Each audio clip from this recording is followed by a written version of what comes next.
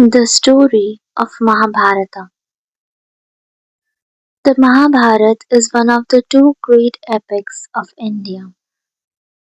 The other is the Ramayana, which deals with the life and exploits of Ram, regarded by the Hindus as an incarnation of God.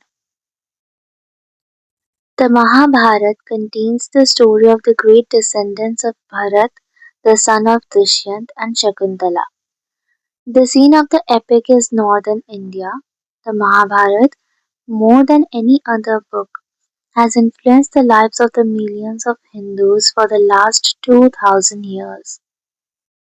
It is still read with unabated zeal by the Hindu men and women all over the country.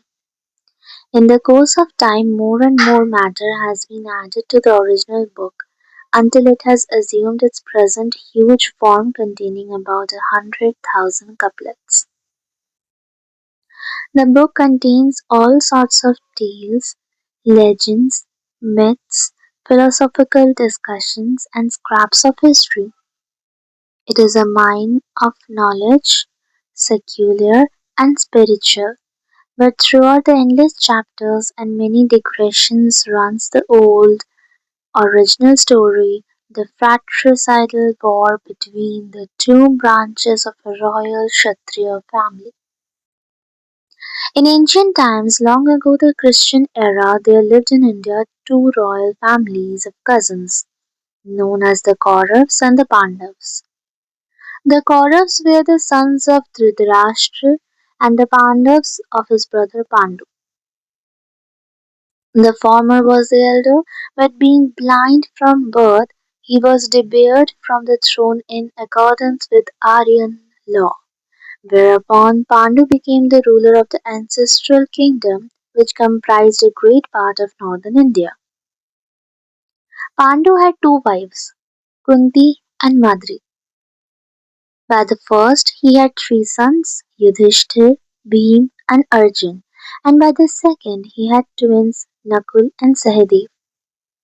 Dhritarashtra's queen, Gandhari, a prince of Gandhar, the modern Kandahar in Afghanistan, bore him 100 sons.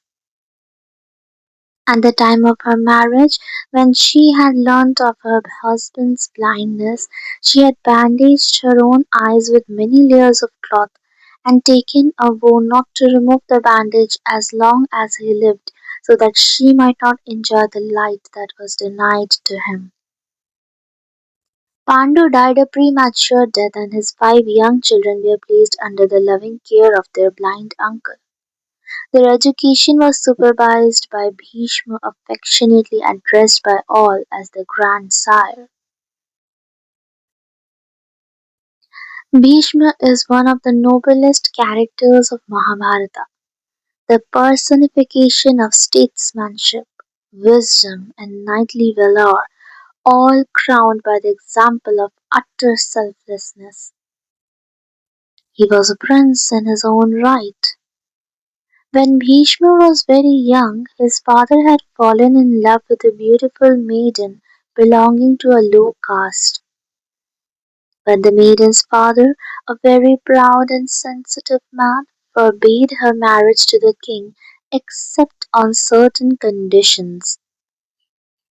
He knew that Bhishma would inherit the kingdom after the king's death, so one of the conditions of the marriage was that Bhishma must forever give up his claim to the throne. And to this was added another, a rigorous vow to be taken by Bhishma to remain unmarried as long as he lived, so that any future offsprings of the maiden should have no rival for the throne. The king hesitated to ask his son to sacrifice all his future happiness, but Bhishma of his own accord went to his father and vowed to relinquish his claim to the throne and remain a lifelong celibate.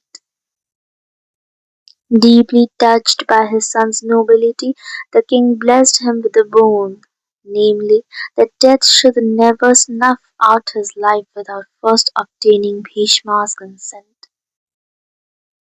The king married the beautiful maiden and a son was born to them. Many years later, Bhishma won two lovely princesses in a joust of arms. They became wives of his half-brother and the mothers of Dhritarashtra and Pandu. Bhishma was an ideal knight-errant of his time, always lending his services for the cause of righteousness, giving wise counsel to kings, crowning them and protecting them from enemies abroad and anarchy within. So unyielding did he remain in his vows that even now an inflexible vow in India is often called Bhishma's vow. Bhishma took charge of training the children of Pandu and Dhritarashtra. The Brahmin Archer Drona was appointed as their military teacher. Yudhishthir, the eldest of all, was marked as the future king. The cousins received impartial treatment from the elders and grew up side by side. As time went on, their latent tendencies began to manifest themselves.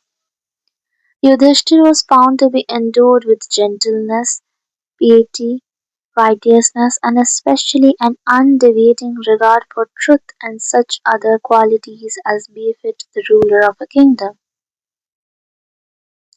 Great physical courage and an almost superhuman strength were Bhim's speciality, and with them he exhibited bluntness, recklessness, and utter disregard for personal comfort.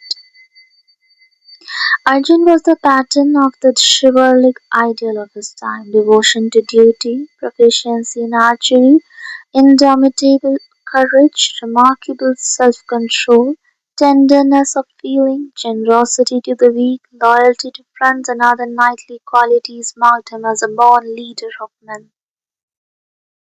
All the five brothers cultivated a keen sense of manliness, princely deportment, respect for sacred things, and nobility of character.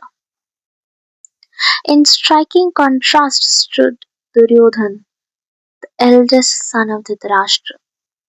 Undoubtedly, he was loyal to his friends and efficient in the military wars. But he was cruel, malicious, deceitful, and selfish. Even as a boy, he had become aware that Yudhishthir was an obstacle in his way to the throne and that Bhim and Arjun were more than his match in physical strength. Once he poisoned Bhim in an attempt to remove him from his path. Soon Yudhishthir was publicly declared the heir apparent, and the event was solemnized with appropriate ceremonies.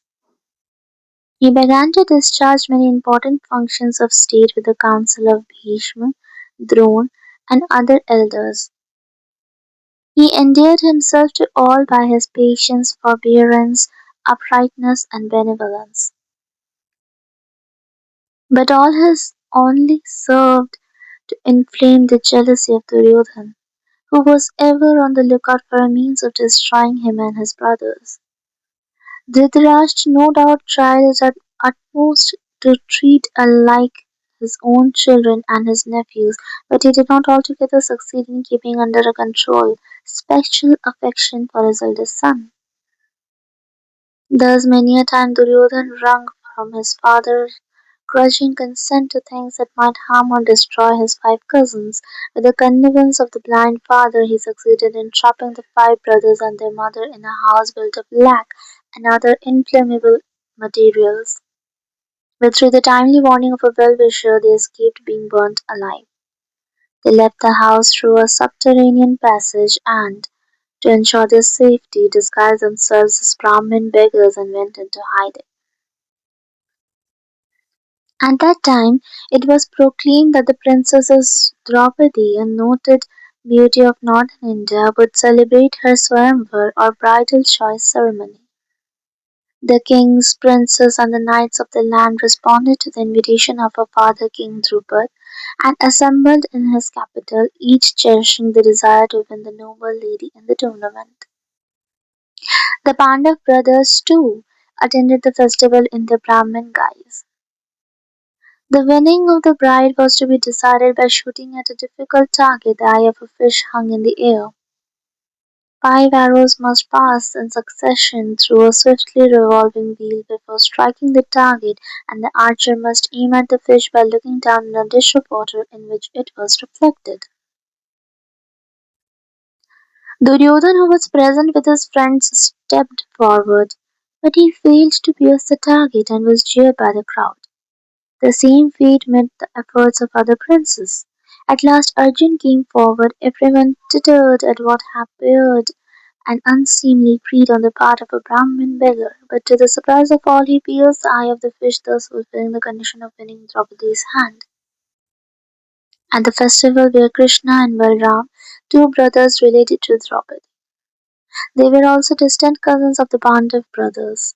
The sharp eye of Krishna did not fail to recognize them in their disguise.